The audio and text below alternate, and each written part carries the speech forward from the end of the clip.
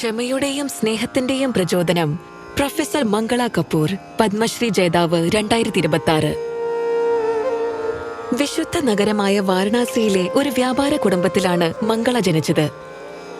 ആഹ്ലാദവും സ്വപ്നങ്ങളും നിറഞ്ഞ ബാല്യമായിരുന്നു അത്. എന്നാൽ വെറും 12-ാം വയസ്സിൽ ഒരു ആസിഡ് ആക്രമണം മംഗളയുടെ ജീവിതത്തെ എന്നേക്കുമായി മാറ്റിമറിച്ചു. 6 വർഷക്കാലം ഞാൻ ആശുപത്രിയിലായിരുന്നു. എന്റെ അമ്മ എനിക്കായി നിരന്തരം പോരാടി. എന്റെ അച്ഛൻ എന്നും എന്നെ പ്രോത്സാഹിപ്പിച്ചു. അവരെ പോലുള്ള മാതാപിതാക്കളെ കണ്ടെത്തുക വളരെ അപൂർവമാണ്. എന്നാൽ സാധാരണ ജീവിതത്തിലേക്ക് തിരിച്ചു വരുവാൻ ശ്രമിച്ചപ്പോൾ ആളുകൾ കണ്ടത് അവളുടെ അടങ്ങാത്ത മനക്കരുത്തല്ല, ആസിഡ് ആക്രമണത്തിന്റെ മുറിവുകൾ പതിഞ്ഞ മുഖം മാത്രമായിരുന്നു. പുറത്തേക്ക് പോകുമ്പോഴെല്ലാം എന്റെ മുഖം കാണാതിരിക്കാൻ ഞാനൊരു സ്കാർഫ് കൊണ്ട് മുഖം മൂടിയിരുന്നു. അവളുടെ ആത്മവിശ്വാസം വീണ്ടെടുക്കാൻ അമ്മ അവളെ ഹിന്ദു മഹിളാ സംഗീത വിദ്യാലയത്തിൽ ചേർത്തു. എന്റെ അമ്മ അവരോട് പറഞ്ഞു, ഇവളെ സിത്താർ പഠിപ്പിക്കാനാണ് ഞാൻ ഇവിടെ കൊണ്ടുവന്നത്. അപ്പോൾ അവർ പറഞ്ഞു, ആദ്യം ഇവളോടൊരു പാട്ട് പാടാൻ പറയൂ. ഞാൻ മുഖത്തെ സ്കാർഫ് മാറ്റിയില്ല.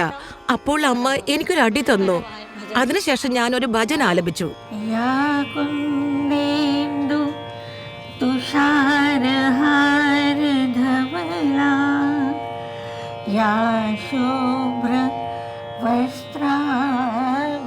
എന്റെ ഗുരു അതിശയിച്ചു പോയി. അദ്ദേഹം പറഞ്ഞു, ഇവിടെ പഠിക്കുന്ന ഒരു പെൺകുട്ടിക്കും ഇത്ര മാധുര്യത്തോടെ പാടാൻ കഴിയില്ല. ഇവളെ എന്തിനാ സിത്താർ പഠിപ്പിക്കുന്നത്? ഇവളെ ഒരു ഗായികയാക്കൂ.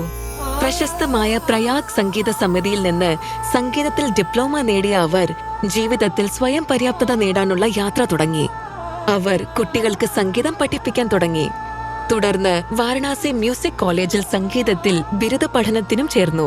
പ്രേക്ഷകർ എങ്ങനെ പ്രതികരിക്കുമെന്ന ആശങ്കയിൽ ഒരു പരിപാടിയിൽ വേദിയിൽ പാടാനുള്ള അവസരം മംഗളയ്ക്ക് നിഷേധിക്കപ്പെട്ടു. എന്നാൽ അവരുടെ കൂട്ടുകാർ അവരെ കൈവിട്ടില്ല. എല്ലാ ലൈറ്റുകളും അണച്ച് ഇരുട്ടിന്റെ മറവിൽ മംഗള വേദിയിലേക്കെത്തി.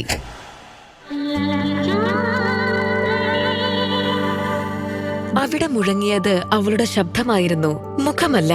ആ ശബ്ദം അവളെ വാരണാസിയുടെ ലതയായി ഉയർത്തി. പിന്നീട് അവർ വിവിധ സംഗീത സംഘങ്ങളോടൊപ്പം പാടി തുടങ്ങി. തുടർന്ന് ബനാറസ് ഹിന്ദു സർവകലാശാലയിൽ ലെക്ചററായി ചേർന്ന് സംഗീത വിദ്യാഭ്യാസത്തിന്റെ വിവിധ തലങ്ങളിലുള്ള വിദ്യാർത്ഥികളെ അവർ പഠിപ്പിച്ചു. കുട്ടികൾ എന്നെ കണ്ടാൽ ഭയപ്പെടുമായിരുന്നു. അവരുമായി ഇടപഴകാൻ തുടങ്ങിയപ്പോൾ അവർ ക്രമേണ എന്നോട് ഇണങ്ങി. പിന്നീട് ഞങ്ങൾക്കിടയിൽ ഒരു ആത്മബന്ധം വളർന്നു. സംഗീത ഗവേഷണ രംഗത്ത് PhD ഗവേഷകർക്ക് വഴികാട്ടിയായി അവർ മാറി. സംഗീത പഠനം കൂടുതൽ സമ്പന്നമാക്കുന്നതിനായി 5 ഗ്രന്ഥങ്ങൾ അവർ എഴുതി. ഇന്ന് മംഗള തന്റെ ഇളയ സഹോദരനോടൊപ്പം റിട്ടയർഡ് ജീവിതം നയിക്കുന്നു. എങ്കിലും അവർ ഇന്നും സംഗീത പാഠങ്ങൾ പഠിപ്പിക്കുന്നത് തുടരുന്നു. തന്റെ ഫൗണ്ടേഷനിലൂടെ സമർത്ഥരായ കുട്ടികളിൽ ആത്മവിശ്വാസവും ധൈര്യവും വളർത്തുന്നതിനായി അവർ ഇന്നും പ്രവർത്തിക്കുന്നു. പ്രൊഫസർ മംഗള കപൂർ, പത്മശ്രീ 2026. കോടി നമസ്കാരം.